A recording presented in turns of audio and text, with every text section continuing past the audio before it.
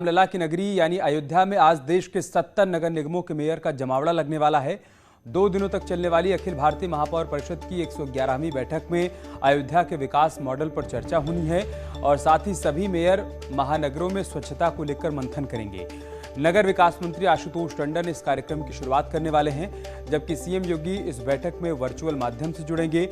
2 दिनों तक चलने वाली बैठक में 7 सत्र होने हैं, जिसमें एक सत्र को सीएम योगी संबोधित करने वाले हैं। तो आज से महापौर का मंथन शुरू हो रहा है। यहाँ पर देश के 70 नगर निगमों के मेयर यहाँ पर इकट्ठा हो रहे हैं। 2 दिनों तक ये बैठक चलेगी। अयोध्या के विकास मॉडल पर मंथन किया जाएगा। महानगरों की स्वच्छता पर भी चर्चा होगी।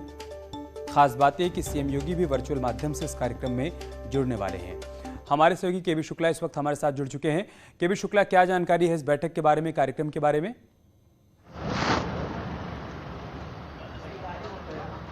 देखिए, ऑल इंडिया मेयर काउंसिल की बैठक 11 बजे शुरू होगी। यहाँ तैयारियां पूरी कर चुकी हैं। लगभग 11 बजे ये बैठक शुरू होगी। इसमें नगर विकास मंत्री आशुतोष टंडन भी शामिल होंगे और वर्चुअली रूप से सीएम योगी भी इस मीटिंग में जुड़ेंगे। तो कुल मिला के देश के 70 जो मेयर हैं वो अयोध्या पहुँच चुके हैं।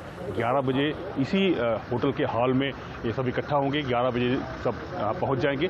तैयारियाँ लगभग पूरी हो चुकी हैं। जो भी तैयारियाँ बची हुई है वहाँ कार्यकर्ता लगे हुए हैं, कार्यक्रम के लिए तैयारी पूरी कर रहे हैं। तो कुल मिला के 70 जो मेयर यहाँ पहुँचेंगे वो एक दूसरे से जुड़कर अपनी जो संस्कृति है उड़ीसा की, राजस्थान की या पश्चिम बंगाल की, उसको यहाँ अपना बताएंगे। और जो यहाँ की सभ्यता है, जो संस्कृति है रामनगरी की, रामायण कालीन जो त्रेता युग की जो यहाँ पर एक परिकल्पना रही है सरकार की, उसको लेकर जो है बैठक में आज चर्चा होगी। बच्चों जब सीएम योगी भी जुड़ेंगे। नगर विकास मंत्री यहाँ खुद मौजूद रहेंगे। 70 जो मेयर है वो अयोध्या पहुँच चुके हैं। 11 बजे बैठक शुरू होगी और सेकेंड विला में, द्वितीय विला में सभी 70 जो महापौर है वो जो है रामलला का दर्शन पूजन करेंगे। तो 111वीं बैठक की जो है बस उल्टी गिनती शुरू हो चुकी है। 11 बजे जो है ये महापरिषद की जो है 111वीं बैठक जो है ये 11 बजे शुरू होगी। तो कुल मिला के बहुत शुक्रिया केबी शुक्ला, आपका हमारे साथ जुड़ने के लिए और जानकारी हम तक पहुंचाने के लिए। आगे बढ़ते हैं, प्रियंका के मिशन यूपी की बात करते हैं। प्रियंका गांधी के यूपी दौरे का आज चौथा दिन है। आज रायबरेली के दौरे पर रहेंगी प्रियंका गांधी। भुए मऊ गेस्ट हाउस में पार्टी कार्यकर्ताओं, फ्रंटल संगठन, पूर्व विधायकों और प्रमुखों के साथ उनकी बैठक होनी है। कार्यकर्ता इस दौरान उनका स्वागत करेंगे। उसके बाद चर्चा की जाएगी 2022 की रणनीतियों को कैसे अंजाम तक पहुंचाया जाए, इस बात को लेकर। तो आज प्रियंका गांधी के दौरे का चौथा दिन है। 3 दिनों तक लखनऊ में पार्टी कार्यकर्ताओं के साथ, पदाधिकारियों के साथ उन्होंने चिंतन मंथन किया। 2022 को लेकर क्या कुछ रणनीति तैयार की जाए, कैसे जनता के बीच जाया जाए, कौन कौन से मुद्दे हैं जिनको उठाया जाए। और आज दौरे के चौथे दिन वो रायबरेली पहुंचेंगी। हमारे सहयोगी मोहम्मद शबाब इस वक्त हमारे साथ जुड़ चुके हैं। शबाब, क्या जानकारी है प्रियंका गांधी के आज के दौरे और कार्यक्रम के बारे में?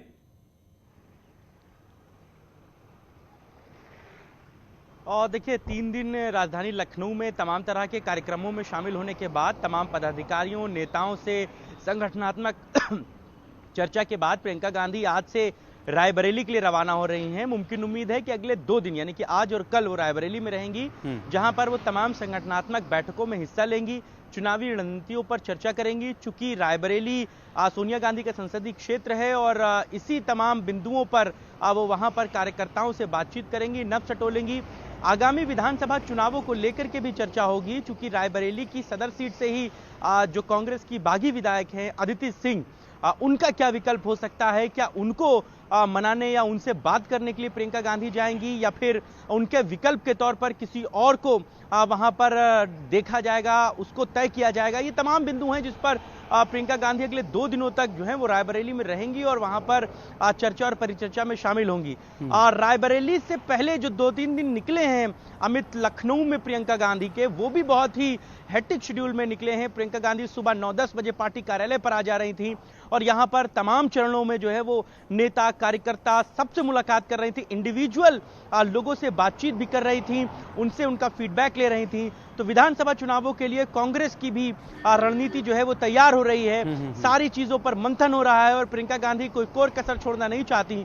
चूंकि विपक्ष ने सोनिया गांधी के खिलाफ जिस तरीके का माहौल बनाया था 2014 के चुनावों में, उसके बाद अगले लोकसभा चुनावों में 2020 के लोकसभा चुनाव में, जिसमें अमेठी और रायबरेली सबसे हॉट सीट थी। और अमेठी सिर्फ इसीलिए कांग्रेस हारी थी क्योंकि भारतीय जनता पार्टी ने बड़ा मुद्दा बनाया था इस बात का कि जो यहाँ के सांसद हैं रायबरेली और अमेठी के, वो यहाँ रहते नहीं हैं, यहाँ पर उनका डेवलपमेंट का कोई प्रोजेक्ट नहीं है। तो इसी तरीके के तमाम बिंदुओं पर जो है वो बातचीत करेंगी। अमेठी जैसे हालात रायबरेली में भी ना हो जाएं, इसके लिए प्रियंका गांधी हर तरीके की जो है वो कोशिशों में जुटी हुई हैं। बहुत शुक्रिया शबाब, आपका हमारे साथ जुड़ने के लिए और जानकारी हम तक पहुंचाने के लिए। इधर सीएम योगी आज से 3 जिलों का दौरा करने वाले हैं। सबसे पहले सीएम योगी संत कबीरनगर पहुंचेंगे, जहां करीब 125 करोड़ की लागत से बने नवनिर्मित जिला कारागार का वो लोकार्पण करेंगे। इस नए जेल में कैदियों के लिए अलग अलग क्षमता वाले बैरक बनाए गए हैं। संत कबीरनगर के बाद सीएम योगी कुशीनगर जाएंगे और गोरखपुर में विकास कार्यों की समीक्षा करेंगे। तो सीएम योगी अब जिलों का दौरा करने वाले हैं। इसी कड़ी में आज 3 जिलों के दौरे से शुरुआत हो रही है, जहां पर वो कुशीनगर में समीक्षा बैठक करेंगे, गोरखपुर में भी समीक्षा बैठक करेंगे, विकास कार्यों को लेकर अधिकारियों से फीडबैक लेंगे। तो साथ ही साथ वो संत कबीरनगर भी जाएंगे, वहां पर भी तमाम परियोजनाओं की सौगात देने वाले हैं। 120 करोड़ की योजनाओं की यहां पर सीएम योगी सौगात देंगे। जनसभा को भी संबोधित करेंगे और दोपहर 1:30 बजे वो कप्तानगंज पहुंचेंगे। 56 करोड़ की 19 परियोजनाओं की सौगात मुख्यमंत्री यहां पर देने वाले हैं। दरअसल सीएम की कोशिश है कि जिलों का दौरा कर जमीनी हकीकत को जाना जाए, ये पता लगाया जाए कि सरकार की जो योजनाएं हैं वो आम जनमानस तक सीधे तौर पर पहुंच पा रही हैं, उसका फ़ायदा उनको मिल पा रहा है या कहीं पर कोई अड़चन, कोई बाधा आ रही है। हमारे सहयोगी हिफ्जुर रहमान इस वक्त हमारे साथ जुड़ चुके हैं संत कबीरनगर से। हिफ्जुर रहमान, क्या जानकारी, किस तरह की तैयारियां वहां पर हैं सीएम के दौरे को लेकर? जी, आपको बता दें कि मुख्यमंत्री योगी आदित्यनाथ आज लगभग 11 बजे संत कबीरनगर जिले में पहुंचेंगे, जहां पर नवनिर्मित जेल का वो शिलान्यास करेंगे। इसके अलावा आपको बता दें जो जेल है 125 करोड़ रुपए की लागत से बनी है। लगभग 600 कैदी जो महिला पुरुष होंगे उनकी क्षमता इसमें बताई जा रही है। और सबसे बड़ी बात है, जो बस्ती जेल पर जो लोड था, जो संत कबीरनगर जिले के जो कैदी यहाँ बस्ती जेल में रखे जाते थे, तो उनको अब अपने ही जिले में रखे जाएगा। जो सरकार का लाखों रुपया हर महीने कैदियों को लाने ले जाने में, पेशी कराने में खर्च होता था, उससे राहत मिलेगी।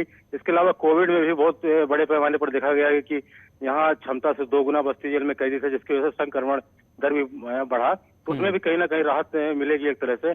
तो जो ये डिवाइड हो जाएंगे कैदी जो दोनों जिले के अपने अपने जिले में, तो जेल में काफी मतलब स्थिति सुधर जाएगी। जी ठीक है, बहुत शुक्रिया आपका हमारे साथ जुड़ने के लिए और जानकारी हम तक पहुंचाने के लिए। भदोही से बाहुबली विधायक विजय मिश्रा के फरार बेटे विष्णु मिश्रा ने एक वीडियो जारी किया है, जिसमें उसने पुलिस पर फर्जी कार्रवाई करने का आरोप लगाया है। विष्णु मिश्रा का आरोप है कि जिस दिन एसटीएफ ने भदोही में छापेमारी की और मुझे पिस्टल छोड़कर फरार दिखाया, उस दिन मैं मुंबई में था। विधायक के बेटे ने वीडियो में होटल का बिल और मुंबई के होटल को भी दिखाया है। असलहे लैस जो खरीदे गए थे, जो मेरे पिता को मारने के लिए, जो हमें मारने के लिए, जो शूटर हमको नहीं मार पाए, चाहे वो राकेश पांडे हो, चाहे विनय पांडे हो, जो भी हो, हम इतना नहीं जानते हैं। जब वो काम नहीं कर पाए तो उनका इनकाउंटर कर दिया गया।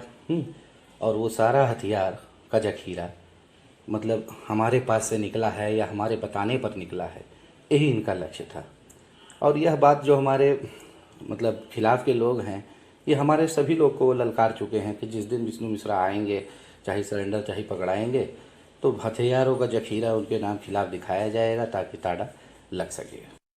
कि ये मामला न्यायालय में विचाराधीन है और किसी भी नागरिक को हमारा संविधान ये सारे अधिकार देता है कि वो अपनी बात एक उचित फोरम में, जहाँ पर उसकी बात सुनी जाएगी, वहाँ आके वो कह सकता है। तो ये फैसिलिटी उनको अवेलेबल है। मथुरा में श्री कृष्ण जन्मभूमि के 10 किलोमीटर के दायरे को तीर्थ क्षेत्र घोषित होने के बाद प्रशासन कार्रवाई शुरू कर चुका है। शासन का आदेश मिलते ही खाद्य और औषधि विभाग ने 12 दुकानों और 6 रेस्टोरेंट के लाइसेंस रद्द कर दिए हैं। और ये नॉनवेज बंद कर दिया गया है। अब जैसी व्यवस्था होगी उसको देखेंगे, जो 2-4-5 दिन में। मेरा कारोबार बंद हो गया, अब क्या करते हैं, रोजी रोटी है, अब बच्चों का पेट किसी तरह पालें। परेशानी में है, जैसे सरकार का आदेश होगा ऐसे करेंगे हम।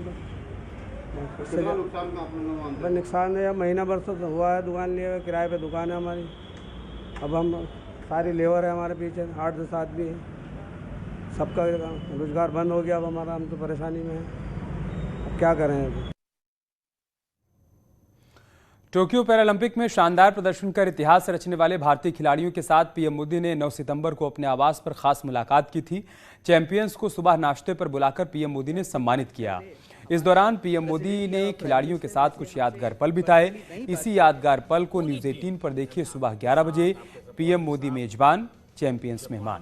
भारत की एक अच्छी प्रतिष्ठा बढ़ा करके आप लोग आए, सिर्फ मेडल लेके आए ऐसा नहीं। आपका कंडक्ट, आपका सबसे बातचीत करने का, तो सारी चीज़ों का एक अच्छा पॉजिटिव इम्पैक्ट गया। और ये क्योंकि जब आप खेलने जाते हो तो एक प्रकार से आप भारत के एम्बेसडर होते हैं। आपको लोग देखते हैं तो भारत को देखते हैं। तो पूरे देश का माहौल बदल दिया आप लोगों ने। आपको तो लगता होगा कि मैं एक मैदान में किसी एक को हराता हूँ, ऐसा नहीं। आपने हारी हुई मानसिकता को हरा दिया है, तो बहुत बड़ी बात है। और मैं मानता हूं कि हमें जीतना भी है और हार को हराना भी है।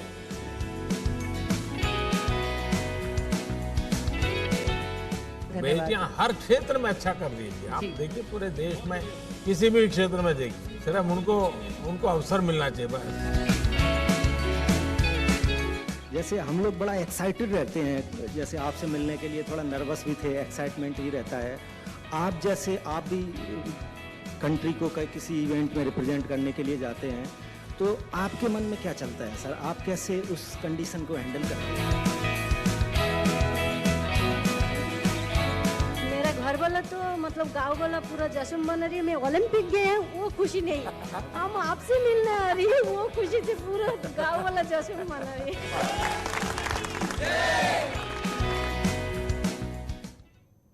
यहाँ रुक रहे हैं एक छोटे से ब्रेक के लिए, जल्द लौटेंगे कुछ और खबरों के साथ।